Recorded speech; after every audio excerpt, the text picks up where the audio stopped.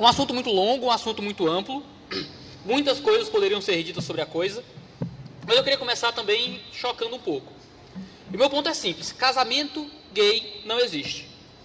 Absolutamente não existe. E não importa o que o governo tente fazer para dizer que existe. Ele não tem autonomia para gerenciar, para decidir o que casamento é ou não é. Porque, antes de tudo, o matrimônio ele é uma estrutura que vem da ordem da criação. Ele vem da ordem natural das coisas. O governo, o Estado, ele não inventou o casamento. Ele não definiu o casamento. Ele só reconheceu o casamento. Porque a família ela é anterior ao Estado, ela é anterior ao governo. Antes de existir governo, existia família. O que acontece é que há uma tentativa de dar um passo para trás, de agigantar o Estado e de fazer o Estado poder definir aquilo que na verdade é anterior a ele. O Estado existe porque existe família, e não existe família porque existe Estado. O casamento gay ele não existe. Matrimônio vem de mater, vem da ideia de ser mãe. Casamento vem de acasalamento. Traz a ideia de união reprodutiva, esse aspecto conjugal do casamento. O casamento ele é significante, ele tem como significado a ideia de reprodução. Então, o centro do casamento é a potencialidade reprodutiva. Você pode contra-argumentar, como os homossexuais muitas vezes tentam, dizer que, mas e as mulheres estéreis e tudo mais, casais que não querem ter filhos? Ainda que alguns casais optem por não terem filhos, ou por algum defeito da natureza não consigam ter filhos, a estrutura do casamento ainda, via de regra, é a potencialidade reprodutiva. Quando você olha para uma cadeira que está quebrada, você ainda percebe quais são as funções daquela cadeira, ainda que ela não esteja cumprindo aquelas funções naquele momento. Ainda que um casal não queira ter filhos ou não tenha filhos, a potencialidade reprodutora ainda é o que é central ali. Então, isso se mantém em vários casos. Sodomia, o relacionamento homossexual, ele é algo do interesse privado do indivíduo. Um indivíduo, ele quer ter um relacionamento homossexual, ele tem. O casamento, por outro lado, ele é uma instituição que ele tem um interesse público. Se você parar para pensar na Grécia Antiga, por exemplo, não existiu povo mais homossexual, vou chamar assim, do que, se você ler a literatura da Grécia Antiga, é um negócio louco. Né? O pedagogo, por exemplo. O pedagogo era o cara que ia levar teu filho para a escola para protegê-lo de molestadores. Naquela época. Era um negócio meio louco. Existia uma homossexualidade muito comum ali. Mulheres eram feitas para reproduzir. O sexo que era louvado era o sexo do homem com o homem. E eles defendiam veementemente um casamento heterossexual. Porque eles entendiam que, por mais que o relacionamento homossexual fosse da esfera privada, era bom para a sociedade que os casamentos, essa instituição do casamento, permanecesse sendo aquilo que é. Porque isso é do interesse público, a geração de filhos, os filhos serem bem cuidados para a sociedade. Os homossexuais, infelizmente, eles começaram a gritar pedindo uma coisa. Eles queriam os mesmos direitos dos heterossexuais. Queriam o mesmo direito. Qual era o direito? De casar. Mas o homossexual tem o direito de casar, sempre teve o direito de casar. Assim como o heterossexual tinha o direito de casar. Um homem heterossexual poderia casar com mulher e não poderia casar com homem. Da mesma forma que um homem homossexual poderia casar com mulher e não poderia casar com homem. Os direitos, tecnicamente, eram os mesmos, para todo mundo. O homossexual ele começou a clamar por uma modificação dos direitos. E começaram a se colocar como os novos negros. Você já ouviu essa linguagem, né? Que é o que esses direitistas, fundamentalistas, fascistas, homofóbicos do inferno estão fazendo em proibir o casamento gay. É a mesma coisa que fazem com a escravidão. É a mesma coisa que fazem com não deixar a mulher votar antigamente. E isso é um discurso muito repetido pela esquerda. Só que é um discurso que não faz sentido, porque para você permitir que um negro vote, você não redefine o significado de voto. Perdão, que uma mulher vote, você não redefine o significado de voto. Para você tirar um negro da escravidão, você não redefine o significado de liberdade. Para você permitir que um homossexual case com outro homem, no caso de um homem, ou com outra mulher, no caso de uma mulher, você precisa redefinir a estrutura, a terminologia, o significado de casamento.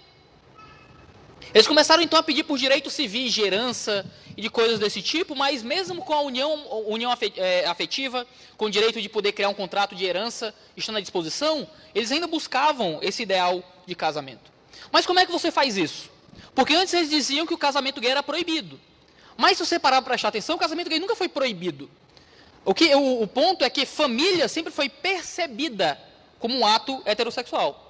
Ele não foi definido pelo Estado, não foi construído pelo Estado.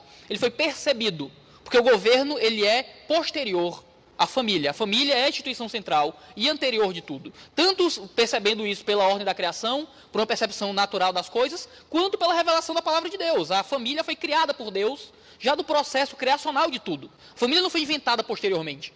Havia família quando não havia Estado. Então o Estado ele não tem como redefinir aquilo que é anterior a ele. Por que é que o Estado não pode definir o que é um indivíduo? Por que é que o Estado não pode definir o que é uma pessoa? Se o Estado quiser dizer que negro não é mais pessoa, ele pode? Claro que não. Porque a pessoa, o indivíduo, é anterior ao Estado. Por que é que o Estado, então, pode hoje definir família? Se a família é anterior ao Estado. E o Estado tenta agigantar para si coisas que não lhe pertencem. E o Estado, então, ele redefine o significado de família. Família antes tinha um significado, o Estado, na canetada, redefine família para agora abarcar algo que antes não abarcava, que são uniões homossexuais. No direito tem um adágio que se diz que quem pode o mais, pode o menos.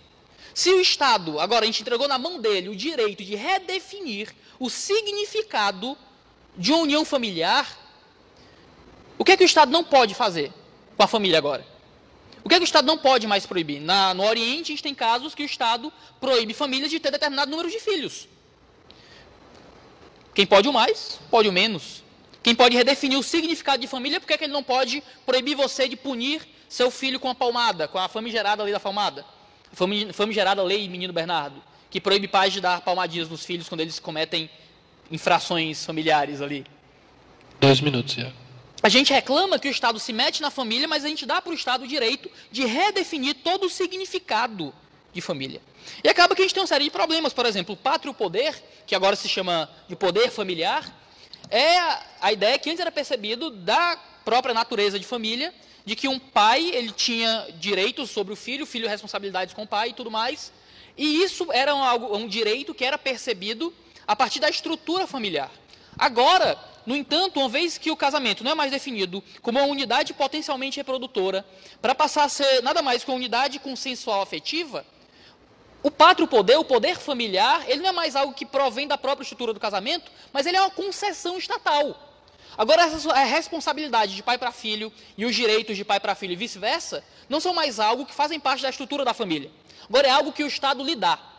E se ele dá, ele tira. Quem paga o flautista escolhe a música, não é?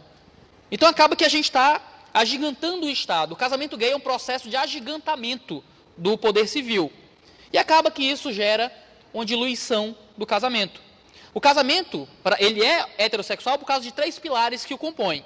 O casamento ele é baseado em espécie humana, aqui no caso, porque dentro da espécie humana tem 2 gêneros, homem e mulher, então a gente tem número, então espécie, gênero e número. O casamento é heterossexual por isso, e é monogâmico por isso também, é um homem com uma mulher. Se você quebra a barreira do gênero, e o casamento, que antes era heterossexual, passa a poder ser homossexual, o que é que mantém a barreira do número? Nada. Mera imposição estatal também. E agora, como o nosso querido... essa é a pergunta que tem que ser feita também. Se a barreira do número cai, que ele é completamente dependente da barreira do gênero, poliamor, como é dito, é algo que as pessoas já estão pedindo. Nos Estados Unidos, bastou aprovarem um casamento homossexual, que já começaram passeatas, já começou notícia, já começou gente batalhando pelo casamento de 3, 4, 5 pessoas. E se cai a barreira do gênero e cai a barreira do número, que são consequências lógicas da barreira da espécie, por que a barreira da espécie continua? Então a gente tem na Alemanha, por exemplo, marchas pró-zoofilia. Na Alemanha a gente tem o Zeta. Eu não trouxe o nome alemão, porque o bom de alemão é o Felipe, não sou eu. É os zoófilos engajados por tolerância e esclarecimento. É um grupo na Alemanha pedindo casamento zoófilo, com os mesmos argumentos que eram usados pelo pessoal que pedia casamento igualitário. Se a gente aceita casamento zoófilo, que é um ser que não tem direito civil, que é um animal, o que é que impede o casamento pedófilo ser o próximo passo? Para encerrar, eu quero concluir. Se cabe tudo no casamento, o casamento não significa mais nada. Se cabe tudo dentro dessa instituição e ela é esticada ao ponto de enquadrar qualquer relacionamento humano, então o que é que o casamento ainda significa? Chesterton dizia que quando a gente está na beira do abismo, o único jeito de avançar é retroceder. Então espero que a gente possa repensar essas decisões aí.